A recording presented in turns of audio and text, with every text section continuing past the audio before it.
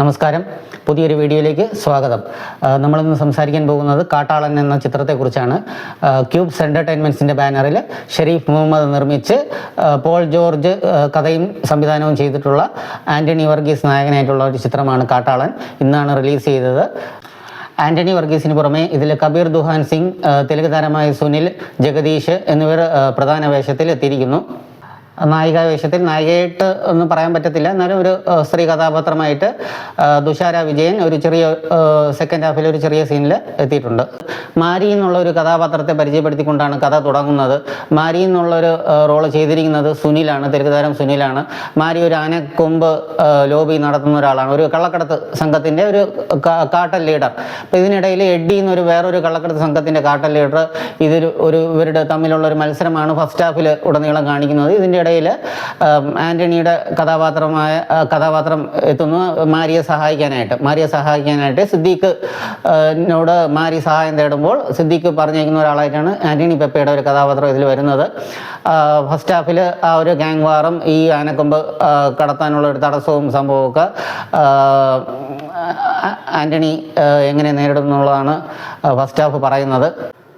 Second ഹാഫിലും അതൊക്കെ തന്നെയാണ് ഉള്ളത്. ഇതിനിടയിൽ തുഷാര വിജയ് എന്നുള്ള ഒരു കഥാപാത്രം ആൻ്റണിയെ സഹായിക്കാൻ എത്തുന്നു.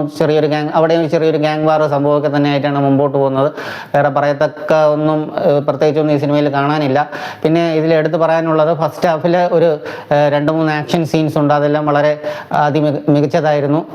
പിന്നെ സെക്കൻഡ് ഹാഫിലും മികച്ചതെന്ന് പറയാൻ ഇത് തന്നെയാണ്. ആക്ഷൻ സീൻസ് സിനിമയുടെ ഒരു പിടിച്ചു നിർത്താൻ ആക്ഷൻ സീൻസ് സഹായിച്ചിട്ടുണ്ട്. പിന്നെ രവി ബസൂറിൻ്റെ മ്യൂസിക് സിനിമയിൽ ഉടനീളം സ്റ്റാർട്ടിങ് തൊട്ട് എൻഡ് വരെ രവി ബസൂറിൻ്റെ മ്യൂസിക്കാണ് നിറഞ്ഞു നിൽക്കുന്നത്. പെർഫോമൻസിൻ്റെ കാര്യത്തിലാണെങ്കിൽ ആൻ്റണി വർഗീസ് കുറച്ച് വീക്കായിരുന്നു പെർഫോമൻസിൽ.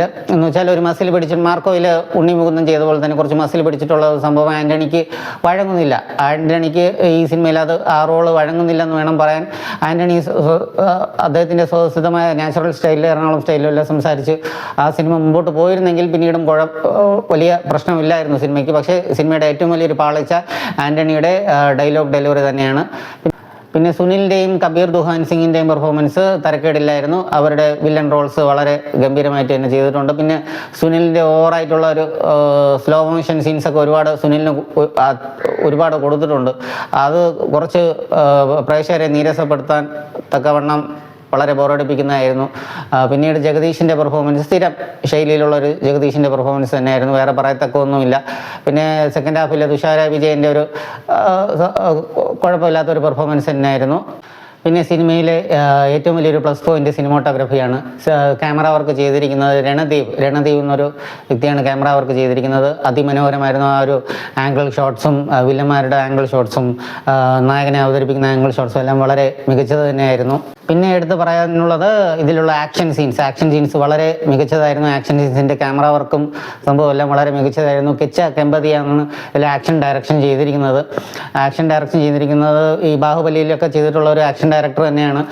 അതിൽ ആൻ്റണി പെപ്പയുടെ ആക്ഷൻ സീൻസൊക്കെ വളരെ ഗംഭീരമായിരുന്നു. പക്ഷേ ഈ തിയേറ്ററിലെ പ്രേക്ഷകരെ കൈയടിക്കത്തക്ക വിധത്തിലുള്ള ഒരു സംഭവം ഇമ്പാക്റ്റ് ഉണ്ടാക്കിയെടുക്കാൻ പറ്റിയില്ല എന്ന് വേണം പറയാൻ. ആൻ്റണി പെപ്പയ്ക്ക് ഇതിൽ പ്രേക്ഷകരുടെ ഭാഗത്തുനിന്ന് വലിയൊരു സപ്പോർട്ട് ഉണ്ടോ ഇല്ലയെന്നൊന്നും അറിയത്തില്ല. പക്ഷേ ആൻ്റണി പെപ്പയുടെ ഒരു സീനും തിയേറ്ററിൽ കയ്യടി നേടിയിരുന്നില്ല, അതെന്താണെന്ന് അറിയത്തില്ല. ഓവറോൾ പറയുകയാണെങ്കിൽ ആക്ഷൻ സിനിമയിലുള്ള ആവശ്യമായ ഘടകങ്ങളെല്ലാം സിനിമയിലുണ്ട്.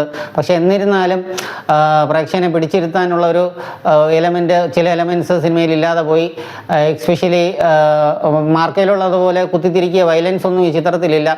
എന്നിരുന്നാലും 1-2 വയലൻസ് സീനുണ്ട്, അനാവശ്യമായിട്ടുണ്ടെന്ന് തോന്നിപ്പോയി. എന്നാലും ടോട്ടലി ഒരു ആവറേജ് വാച്ച് എന്ന് വേണം പറയാൻ ഈ സിനിമയെ. അത്രത്തോളം മോശവുമല്ല, അത്രത്തോളം മികച്ചതുമല്ല, ഒരിടയിൽ നിൽക്കുന്ന ഒരു ചിത്രം, അത്രേ എനിക്ക് പറയാനുള്ളൂ. മൊത്തത്തിൽ സിനിമയെ പിടിച്ചു നിർത്തിയത് രവി ബസൂറിൻ്റെ മ്യൂസിക്കും പിന്നെ സിനിമാറ്റോഗ്രാഫിയും, ഇത് രണ്ടും തന്നെയായിരുന്നു മികച്ചിരുന്നത്. വേറെ ഒന്നും അത്രത്തോളം പറയത്തക്ക ഒന്നുമില്ല. നിങ്ങൾ സിനിമ കണ്ടവരാണെങ്കിൽ കമൻറ്റ് ചെയ്യുക. ചാനൽ സബ്സ്ക്രൈബ് ചെയ്തിട്ടില്ലെങ്കിൽ സബ്സ്ക്രൈബ് ചെയ്യുക.